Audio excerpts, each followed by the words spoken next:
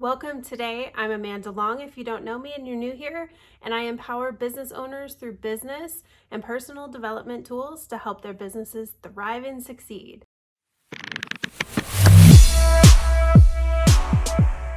Today, we're talking about email newsletters and why I don't think we should be using them for our email marketing strategy and what you can do instead of that. So when you get to somebody's website and it says, sign up for my newsletter, do you find yourself thinking, yes, please give me that? I sure don't. But tough love here, nobody wants your newsletter. They want something that's going to provide them value. They want something that's going to help them with the problem that your product or your service solves. Or if you have a retail business and you do sell products, they want to know what you have that they want and how they can use it in the best that they can. So when you're thinking of giving something away to your list, or you're thinking of writing an email to your list, make sure it's something of value, something that gives them advice or teaches them a lesson that will help them in their business or help them in their personal life or whatever it is, however you serve your customers, help them and teach them something. So what I find is that when people have email signups, I see this all the time. The default that when I talk to clients is, I want to have a sign up for my newsletter. If you have a sign up for a newsletter, you have to have something so incredibly valuable to me that I have a fear of missing out. And if I can't say, I need to have that, I'm going to move on. So if you can't tell somebody why they should be on your newsletter, if that's what you're asking them, that's going to be your first step. So you want to make them feel like they're going to be missing something. That usually means that you've either provided them so much value up to this point that they want to raise their hand and give their email to you and say, yes, please send me more because what you already gave me is freaking amazing, so I need to have all of it. Or you need to provide them something that's really freaking cool that's going to help them do something better in their life. So if you give me a guide or a checklist and it pertains to something that's a problem in my life, or if you give me a free printable that helps me organize, or whatever that may be for your ideal client, whatever that thing is that you're helping them with, if you gave me that, I'm going to sign up. Even if I haven't gotten to much of your content yet and I don't know you, if I don't trust you, I'm going to sign up for it because that sounds really cool and I'm going to see how good you do. That's how we get people on our email list. And then the next step is an email nurture sequence that we use to grow trust in our audience and have them trust us. We do know what we're talking about, that we've provided them value once, and that we continue to do that on a regular basis. The common thread here is all in emotion. So you need to make sure that you're making your audience feel like they're gonna miss out on something if they don't sign up for your email today. Whatever you have that is your best offer, you need to give it away. You need to give a piece of it away. If you have a product or a service and it's a big thing, find one little piece where your audience can find and get success from, build that for them as their freebie, and exchange that for their email. And then get them on your email list and then start talking about the things that can help them. So your freebie must be valuable. It must tie into your products or services, because if it doesn't tie into your products and services, then you're going to have somebody sign up for a meal plan and you do accounting. I mean, those two things don't mix. I mean, I'm sure some of your audience might find value in a meal planner, no matter who you are. But just, you want to make sure that your free offer ties into whatever your offers and services are. That way you're connecting with that audience that is your ideal customer, and you're connecting with the people that are really going to need what you're providing in your weekly emails. You want to be useful and you want to be helpful and be of service. So think about this as, starting that connection with your audience and building that trust, and you're trying to show them what you know and how you can help them and how those services are going to make their lives better. The next step is stop trying to make your emails look like those really pretty gray emails that you get from like Costco, or that's the only one I can think of right now. But whatever your favorite stores are, I know those big companies and are sending emails that look really cool. They look pretty. They've got all these pictures in them. You scroll through them. But here's the thing, those are not the emails you're going to send to somebody who is your friend. Like if you're writing your friend an email, is that how an email would look? Would you send them this big picture that says 20% off all of our things? That's not really what people want to see. That's not providing value to them. It's not taking that extra step and nurturing them and teaching them and talking to them like they're a person. You don't want to treat them like big corporations treat their customers. And you aren't Nike, so you can't just send an email and sell $1 million worth of things. You know, you're growing your connection with your audience. So you want to create emails that have more personal touches to them, even if you are selling retail. You know, even if you have great, amazing photography for your products that you sell online, by all means use those in those emails, but don't make that the only thing you email your audience about. I see a lot of people get into the cycle of just sending an email just to sell, and sending an email because, oh, I need a newsletter this month, so what are we going to put into it? We want to make sure that we're providing value. First and foremost, we need to be teaching our people, loving them, and doing what we do best, helping them and serving them. So that means you're writing an email and you're providing them value. You can link out to other resources that you like or know of. You can link out to your website. You can offer them products, but I really think you have to offer them value first. And you can do that in really interesting ways. So I'm not saying you can't use any images, but the more images you use, the more spammy you're going to come across to email servers.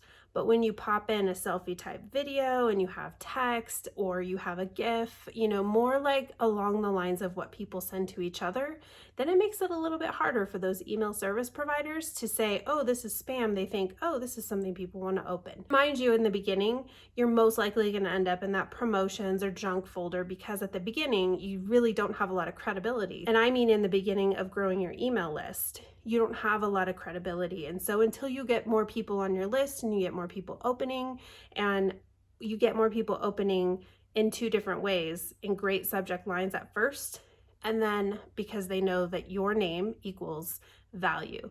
Your name in their inbox means, ooh, I got something really good. And so when you do that, you get your followers and subscribers to open those emails, and that gives you more credibility.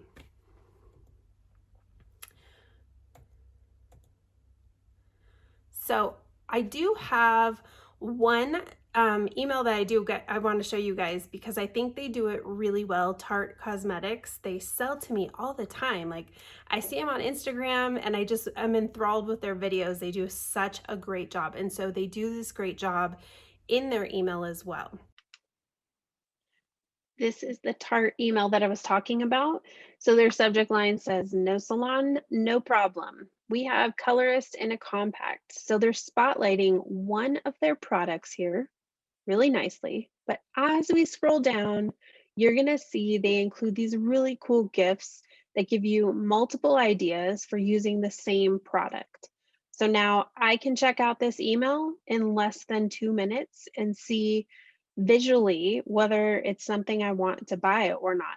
This is a great selling tool, and there's no words, there's no video to play, there's barely any words to read, and it just makes it really simple for the user to scroll through this email. So the next step is an email series. So once you get somebody on your list, you need to have a really solid email series that welcomes them to your world.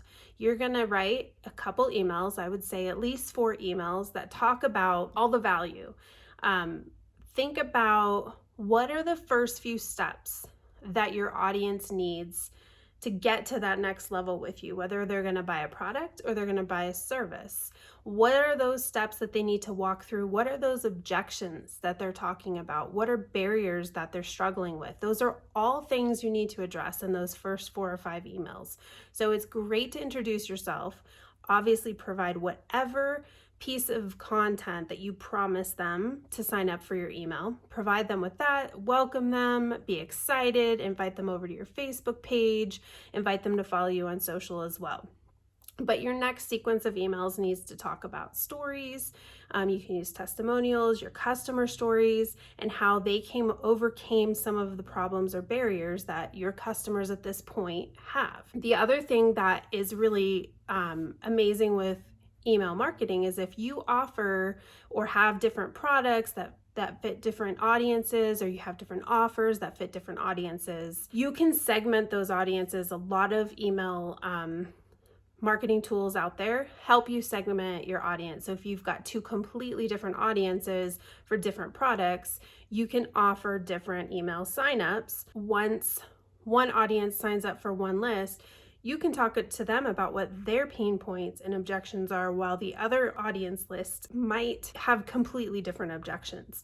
So definitely think about segmenting your audiences when you first start. Think about ways you can get them on your list and how you can segment them and talk to them in a different way. The final thing that I'm going to talk to you about today is the weekly email. So this is a struggle for everyone. It's a struggle for me. Sometimes I'm like, what am I going to write? What I find is we all feel like our day-to-day lives can be boring. And while we might be boring to us, we're not boring to other people. The things that are happening in your life, you've got plenty to write about, I promise you. Even if you just don't do much every day, there's still something. There's those thoughts, there's those things that you can provide insight to for your audience. So the knowledge that you have can be what you talk about. So something is going on in the industry, or if there's something your customers need to know, you can provide that insight to them. For example, if you're a real estate agent and there's some things going on in the industry people don't know, people don't keep up with that, they're not licensed, they don't know what's happening. All that information in your head is very likely information your audience does not know. Basic, small, little things. There's always something to talk about, I promise. I know it feels really hard sometimes. But if you can brainstorm, at least 3 ideas and write 1 idea for each email, but you need to be you need to be consistently talking with your audience, and email is the way to do it. That's starting an engaging conversation. Ask them for feedback, ask them for the questions that they want to know. What do you want to hear from me? And that's a great way to tie in your social media and your email. You can ask over on social media, what are some of the things you want to know? What are some topics? Maybe look at the questions people are asking, whether it's on your page or even if it's in somebody else's group, and then answer that question, and there you go. You've got a great email. The other thing you can do is share your customer stories, their testimonials. You don't have to share their name in order to share their stories. You can just say, hey, this happened one time and this is, this deal went south and I was able to help this client by X, Y, and Z. We did this, we turned it around, and the results were amazing. Use those experiences that you've had with either the services or the products and how you've helped other people overcome, or how you've just helped other people with those products or services. The way that you can do this to create interest, if you just feel like, these text heavy emails are just boring to you, which they're really not, and you should format them using spacing and bullet points and bolding and italics, because that helps that skimmability. But if you want to take it a step further, I really recommend these selfie type videos. Just get your phone out. It does not have to be a huge production, and go pop it over into your YouTube channel and then embed it into your email and people can watch it. Those are a lot of tips to start with that I am sending you off with. So I wanted to summarize that we don't want to ask for a newsletter sign up. We want to engage people on that FOMO, fear of missing out emotion, and get them to get on our list because they're afraid that what valuable content we're providing, they're going to miss out on it. It's going to be something that they need to have. We want to exchange something of value with people to get them on our email list. We want to segment those people if necessary in order to target different audiences or people at different levels in the customer journey. We want to create a great welcome sequence that really talks about who we are and starts tackling those objections and the problems that our customers are facing. And then every week you want to connect with your audience to keep that great trust and connection that you've built intact. And best of all, you don't have to be on social media media to do that. I know that social media for me is really heavy and it's always changing. Who knows what's going to happen with the algorithm? Who knows what's going to happen with the social media platform? Who's going to see our things on social media? I'm not saying you shouldn't do social media. I'm just saying your email is going to be your number one asset in your business and your digital piece of your business. So nurture it, build it. If you have any questions, put them in the comments below. Make sure you subscribe. I will see you next time.